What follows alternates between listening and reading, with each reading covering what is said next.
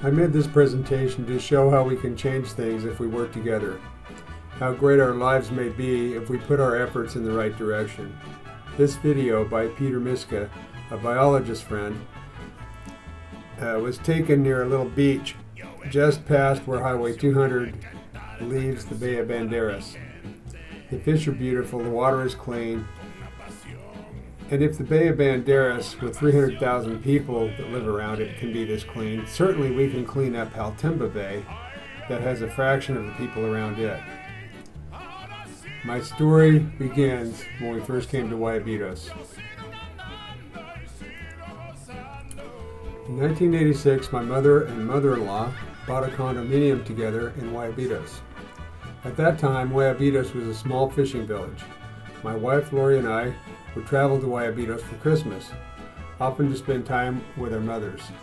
We frequently paddled to the coral island and swam between the corals and the brightly colored tropical fish.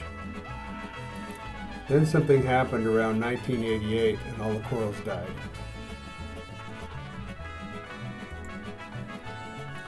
Now I have a business in the United States. I design inflatable products, and one of these is a project called the Coral Kindergarten. We manufacture it for an international business called Secor. This business is one of many businesses that work to maintain coral ecosystems against climate change.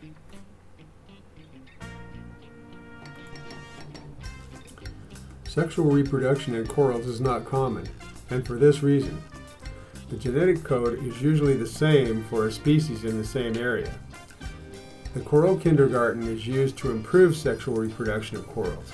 This idea works because sexual reproduction produces unique gene codes. For example, scientists have discovered that the gene code of branched corals on the Florida Barrier Reef is over 2,000 years old. It has been reproducing by cloning itself. This is one reason why climate change has caused the loss of 97% of this type of coral around Florida. In truth, most of the coral reproduction is through the cloning process.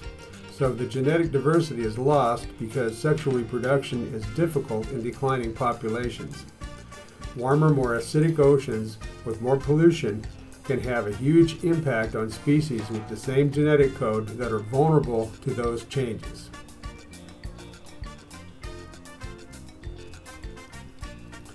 Secor's work really focuses on sexual reproduction of coral. What is really special about this technique is the fact that every time we work with new corals, we cross different parents together and we get what we call genetic recombination. With this technique, every larva in a tank culture has different genes, even if they are the same species. When we have different genes in very large groups, they could be lucky to have several individuals there that are better fit and better equipped to deal with today's changing conditions in coral reefs. That is really the idea behind Secor's work.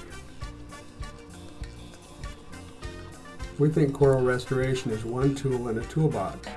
Other tools are managing the protection of our grazing fish that eat algae, because new corals cannot be grown on algae, and algae are fertilized by sewage. Therefore, maintaining water quality is also important. We must have a clean bay to succeed with coral reef restoration.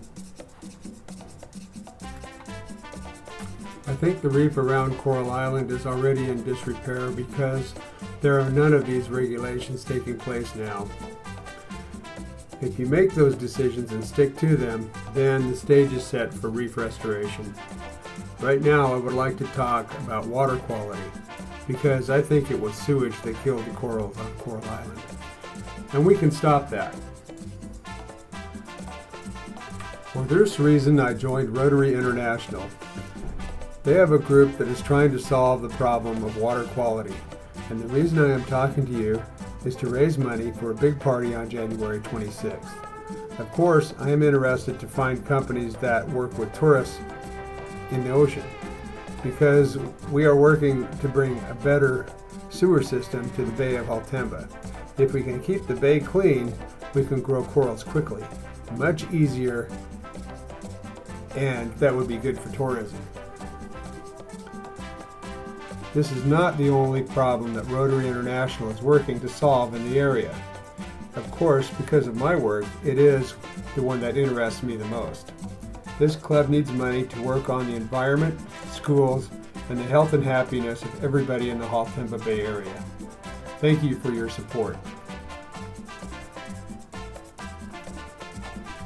This is a picture of a technique called microfragmentation. Biologists in Florida discovered that if corals are broken apart, something tells them to start growing faster.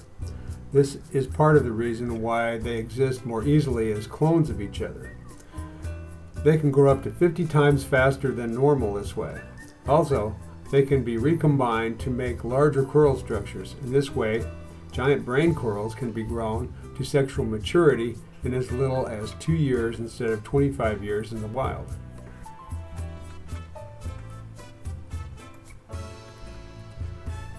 One way to boost the local economy is to get tourists interested in coral gardening. These examples are only 10 months old. Coral gardening increases awareness of the problem and puts humans at the center of the solution.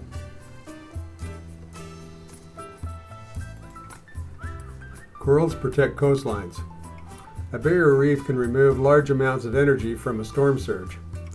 The loss of property is far greater than the cost of protecting the corals. If we do not save the ecosystem, it is estimated that storm surges will be 2.4 times bigger in destructive power by the year 2100. If corals were allowed to grow back to their pre-industrial levels, they could remove 9% of the CO2 we produce now. Corals turn CO2 into stone called calcium carbonate or limestone. 4,000 feet of rock in the Grand Canyon was once CO2. By the way, corals can grow faster than sea levels are rising at this time.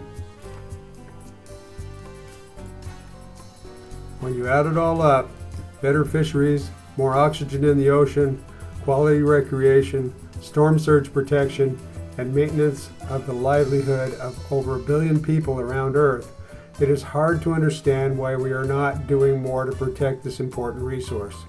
In many places, it starts with clean oceans.